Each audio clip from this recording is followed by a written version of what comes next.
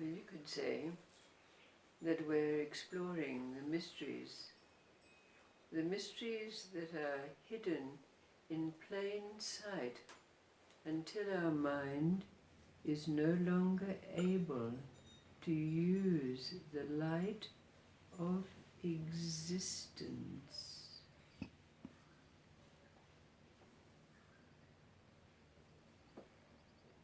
It's interesting to distinguish the difference between a dervish and a Sufi.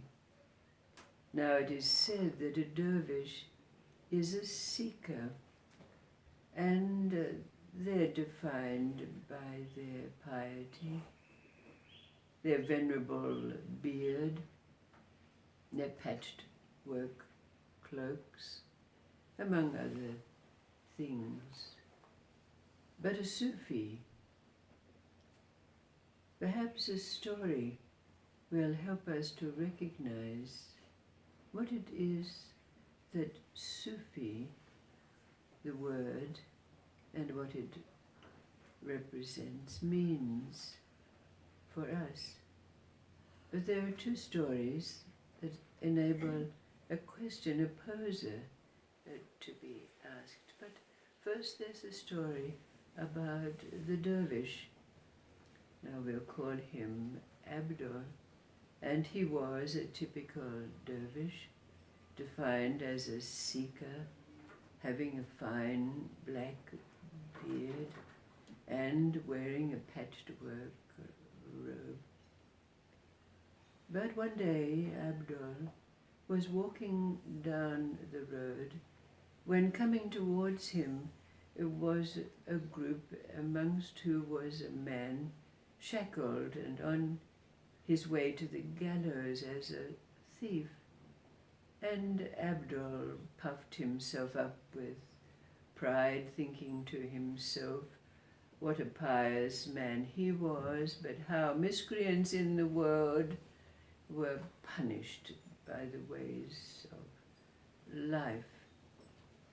But when the little group had passed, there appeared to Abdul an apparition. And this apparition said to Abdul, because of your pride and indeed your hypocrisy, you are doomed to travel and wander the earth until a dead tree bears flowers.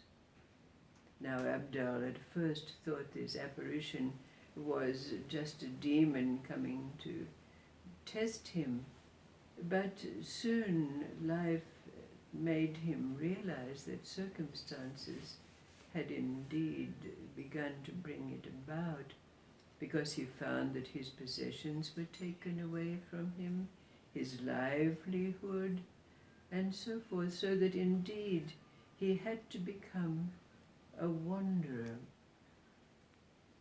Now in his wandering, he did see a great tree standing on a hillside. It was, to all intents and purposes, dead, its branches bare. And when, after this wandering, he pondered on this tree and what the apparition had said, but he continued his wanderings, but bearing in mind this naked, seemingly dead tree. But one day, when he was sitting under a tree, a wanderer came along, and after exchanging greetings as was common, the traveller said to Abdul, I'm a barber, and I need to keep my hand in being able to cut hair. Otherwise, when I arrive at my destination, I won't be able to find employment. may I cut your beard? Now, when Abdul pondered his beard that marked what he thought he was, the seeker, the dervish, and beginning to have a realization of the pretense. After a few moments' contemplation, he said to the Baba, yes, cut my beard. So his venerable beard was shaved off, and suddenly juice began to flow in the trunk of the naked tree. Continuing on his way, Abdul met a man in abject circumstances. It was winter, it was cold, and this being was wearing the shredded and simplest of garments, shivering in the cold of the day. Now, as Abdul pondered this being, he thought to himself, all I have is my patched work robe, but it designates who I thought I was and is no longer of use to me. So he gave his patched work cloak to the naked traveller, and buds began to form on the naked tree. And then moving along, and again seated under another tree, a group of young students came by, and seeing what appeared to them to be a pious man, a saintly man, after greeting, they sat down beside him and asked, please, will you teach us your wisdom?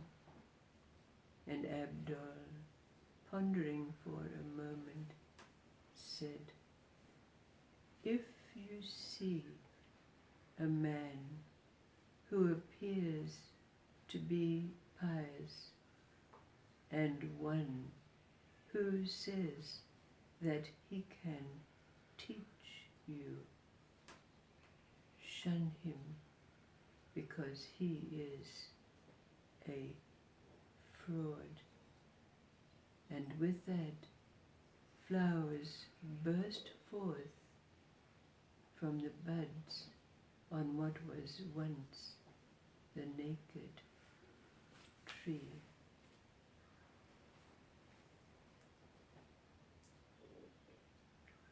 What then is a Sufi? But then there's another story that allows a question to be asked, and it's that story about the prince who was born as the only son of a great king. Now, he was intelligent, he was big and brave. He learned the ways of the court and was trained in the ways of war. And wars there were, because in that kingdom there were always those who sought to overcome and usurp their kingdom. So many times his abilities were put to use on the battlefield. His father, the king, was very proud of him, recognizing that he was an able heir to take over this kingdom. But then one day, after a particularly vicious and bloody battle, the prince came back to the palace, changed. Gradually, he shed his clothing. He began to crawl around on the floor. He began to crow like a rooster, not using language. So even though physicians, soothsayers and the like were brought to the palace, no one could cure the prince, and he needed to be isolated from the rest of the world. The king was beside himself. No one seemed to be able to bring about change in his son, the prince. But then one day, a wandering Sufi came by, and hearing of what was occurring in the palace, seeing the sadness of the king and those around him, he said, "Let me stay with your son, and I will bring about a cure." So the Sufi was taken into the chamber where the prince, naked, was crawling around on the floor and from time to time crowing like a rooster. The Sufi himself took off his clothing and got down on the floor with the prince. Now, the prince, although he no longer spoke with the Sufi and his abilities, and the strange thing was, even though the prince crowed like a rooster, he thought like an ordinary human being. So his thoughts were transmitted to the Sufi, and of course his thoughts were, "Who are you and what are you doing here?" So the Sufi answered him and said in his human voice, "I too am a rooster." And in his thoughts, the prince said, "Oh, I'm glad to have the company of another rooster. It's been a bit lonely here." But after a day or two, the Sufi got up and began to walk around. And so the prince followed him and walked around on his legs also. And then the Sufi began to eat like an ordinary person. When food was brought to them and it was placed on a table, the Sufi would, and so the prince followed him. And so it went on.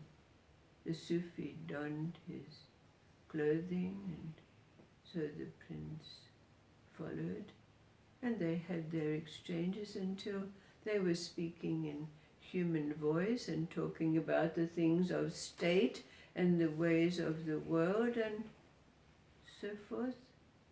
And then finally the Sufi said to the prince, "You know, the life of a rooster is very risky.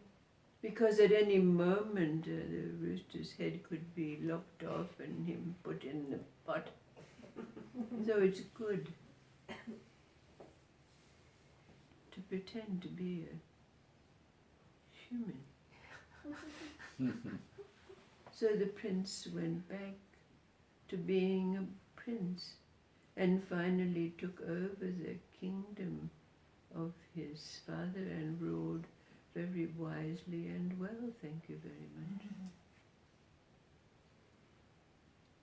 So the question, the poser that arises from these two stories is, what is their similarity?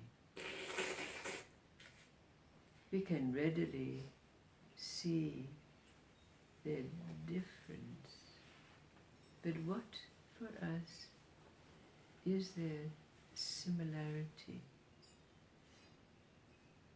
Going back to seeking the difference, we might say, between the dervish and what dervish the word represents, and Sufi, what the word represents. What is the similarity between these two tales?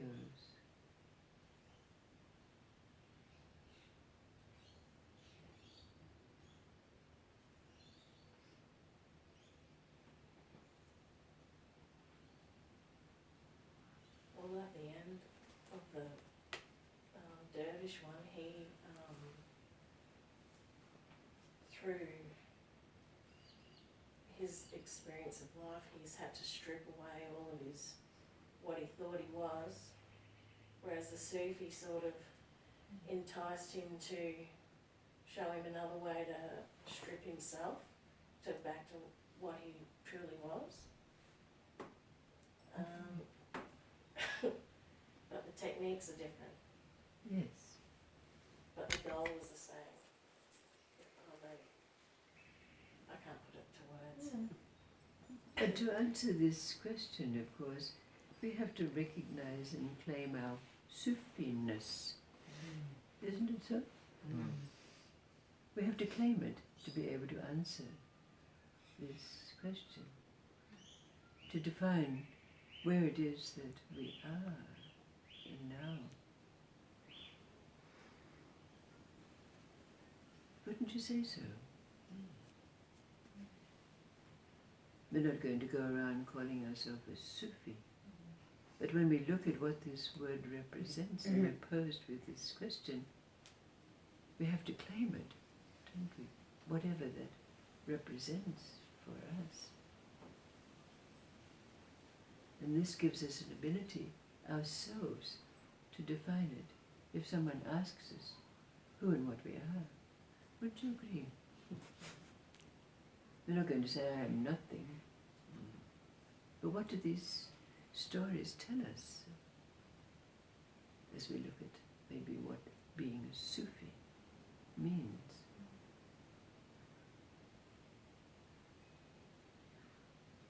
Is it synonymous with being a sage, a teacher, a master, so forth and so forth?